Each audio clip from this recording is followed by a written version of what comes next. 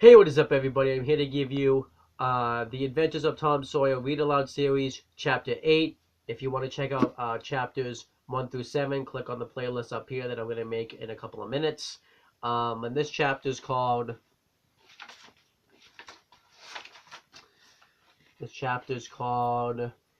Old Scenes Reenacted. And it starts on page 65 and ends on page 70. So it's only 5 pages, so I figured why not read it. So let's just get right into it. Let me just get to the page first. Tom dodged hither and thither through lanes until he was well out of the track of returning scholars, and then fell into a moody jog. He crossed a small branch 2 or 3 times because of a prevalent juvenile superstition that to cross water baffled pursuit. Half an hour later he was disappearing behind the Douglas mansion on the summit of Cardiff Hill, and the schoolhouse was hardly distinguishable.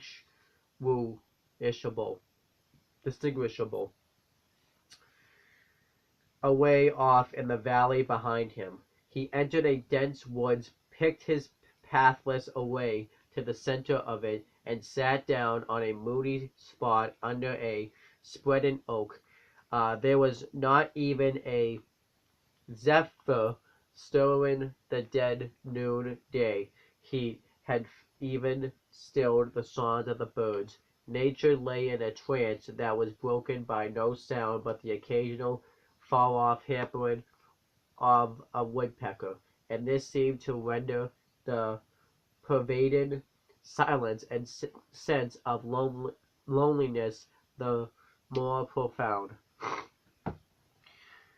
The boy's soul was steeped in melancholy. His feelings were in happy accord with his surroundings. He sat long with his elbows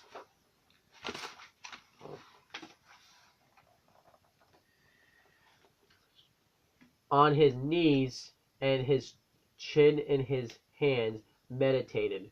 It seemed to him that life was but a trouble at best, and he more than half evade Jimmy Hodges, so lately released. It must be very peaceful, be thought, to lie and slumber and dream forever and ever, with the wind whispering through the trees and caressing the grass, and the flowers over the grave, and nothing to bother and grieve about ever any more. If he only had a clean Sunday school record, he could be willing to go and be done with it all. Now as to this girl, what had he done?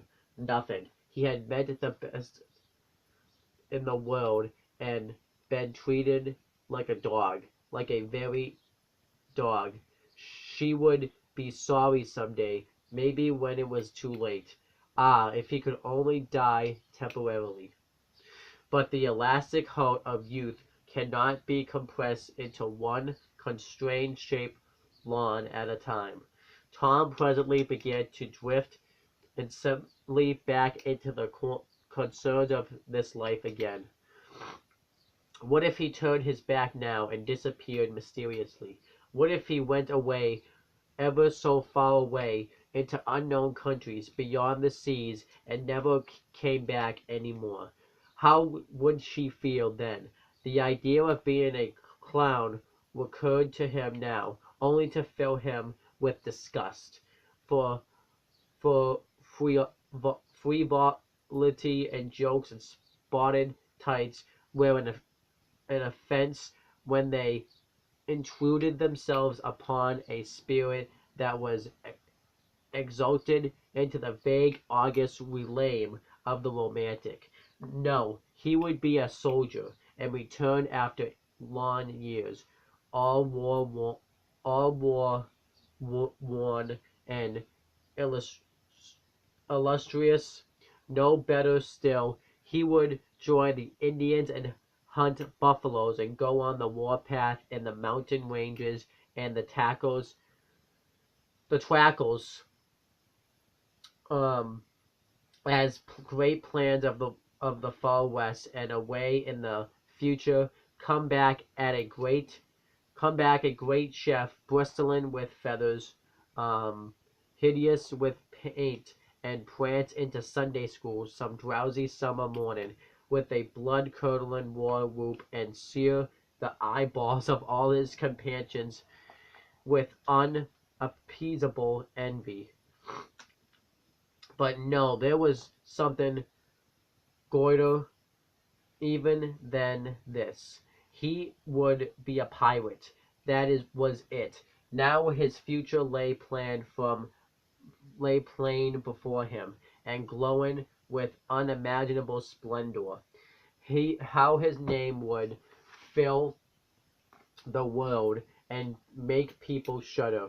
How gloriously he would go plowing the dancing seas in his long, low black-hulled racer, the spirit of the storm, with his grisly flag flying at the fore, and at the zen, zenith of his fame, how he would suddenly appear at the old village and stalk into church brown and weather-beaten, in his black velvet doubtful and trunks, his great jack boots, his crimson sash, his belt bristling with horse pistols, his crime-rusted cutlass at his sides, his slouch hat with waving plumes, his black flag unfurled,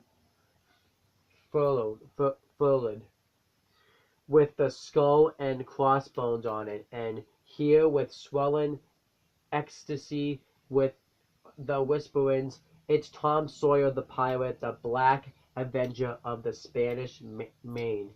Yes, it was settled. His career was determined. He would run away from home and enter upon it.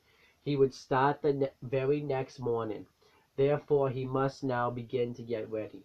He would collect his resources together. He went to a rotten log near at hand and began to dig under one end of it with his barrel knife. He soon struck wood that sounded hollow. He put his hand there and uttered this incantation impressively: "What hasn't come here, come. What's here, stay here." Then he scraped away the dirt and composed a pine shingled shingle. He took it up and disclosed a sharply little treasure house whose bottom and sides were of shingles. In it lay a marble. Tom's astonishment was boundless. He scratched his head with a perplexed air and said, "Well, that beats anything." Then he tossed the marble away pettishly and stood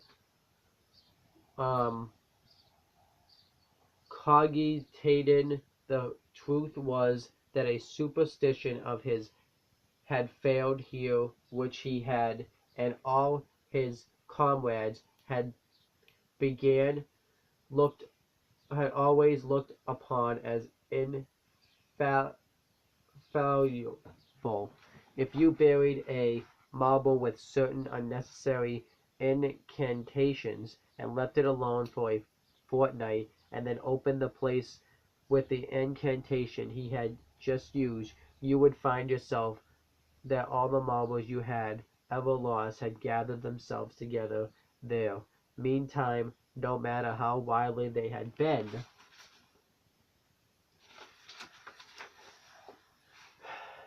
separated, but now this thing had actually and unquestionably failed.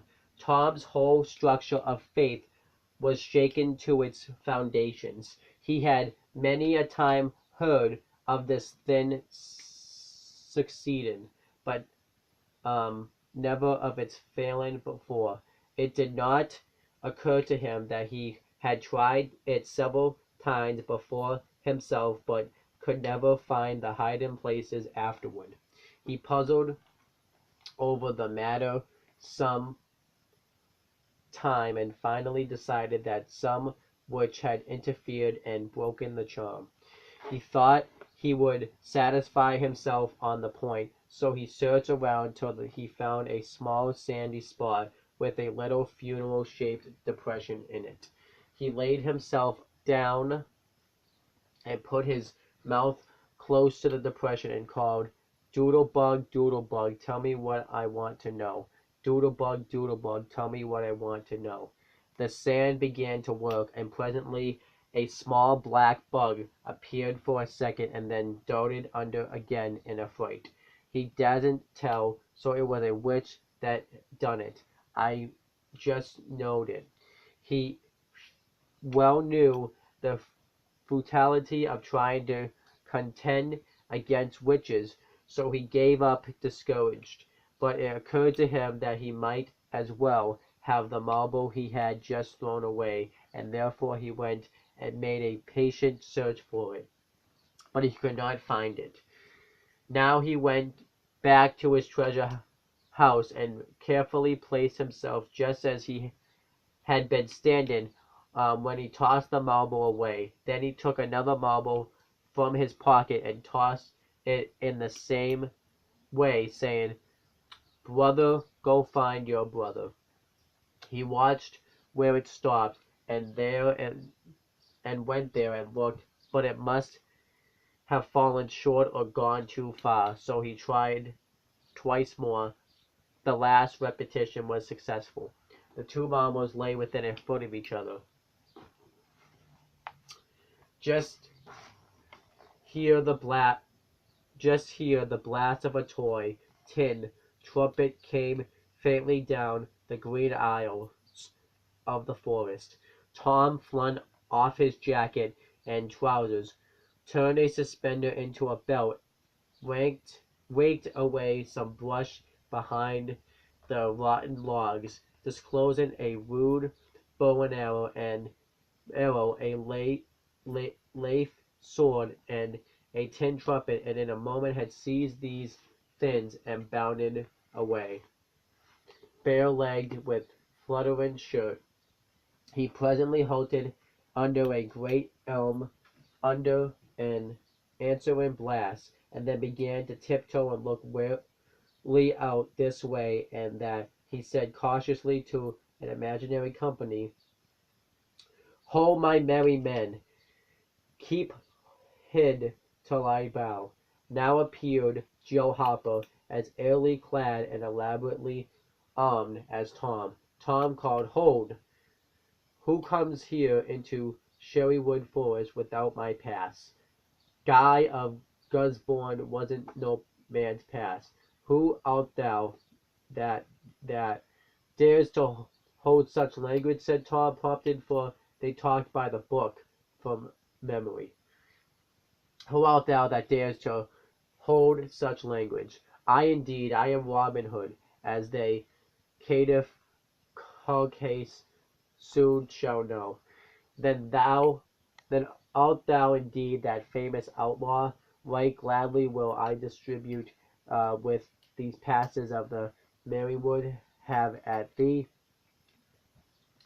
They took their lathe swords, dumped their other traps on the ground, struck a fencing attitude foot to foot, and began a grave, careful combat. Two up and two down, in quotation marks. Presently Tom said, "Now if you've got the hang, so now if go it lividly." So they went it lividly, in quotation marks, painting and perspiring with the words. By and by Tom shouted, "Fall, fall, why don't you fall? I say, why don't you fall yourself? You're getting the worst of it." "Why, that ain't anything. I can't fall. That ain't the way it is in the book. The book says." Then with one-handed stroke he blew poor Guy of Gusbourne. "You're to turn around and let me hit you in the back." There was no getting around the authorities, so Joe turned, received the whack, and fell. "Now," said Joe, "you got to let me kill you. That's fair." "Why, I can't do that. It ain't in the book." Well, it's blamed mean, that's all. Well, say, Joe, you can be Fuer truck or much the miller's son, and lame me with a quarter staff, or I'll be the sheriff of Nottingham, and you be Robin Hood a little while and kill me. This was satisfactory, and so these adventures were carried out. Then Tom became Robin Hood again, and was allowed by the treacherous nun to bleed his strengthened strength away through his neglected wound. And at last Joe represented a whole tribe of weeping outlaws, dragged him sadly forth, gave his bow into his feeble hands, and Tom said, "Where this arrow falls, there bury poor Robin Hood under the greenwood tree." Then he shot the arrow and fell back and would have died, but he lit on a needle and sprang up to gaily for a corpse. Last paragraph. The boys dressed themselves, hid their accoutrements, and went off grieving that there were no outlaws anymore, and wondering what modern civilization could claim to have done to compensate for their loss. They said they would rather be outlaws a year in Sherwood Forest than president of the United States forever. There kind of is an outlaw, sort of, that's president of the United States. That's today, but that's besides the point. This chapter I liked in the beginning. I like the stuff that Tom was saying, how he wanted to become a pilot and stuff. Was questioning if people would care if he was gone. I like that part.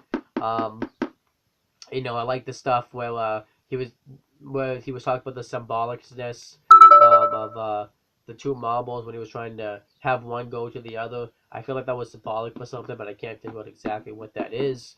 And then, obviously the stuff with him and Joe Harper was fine.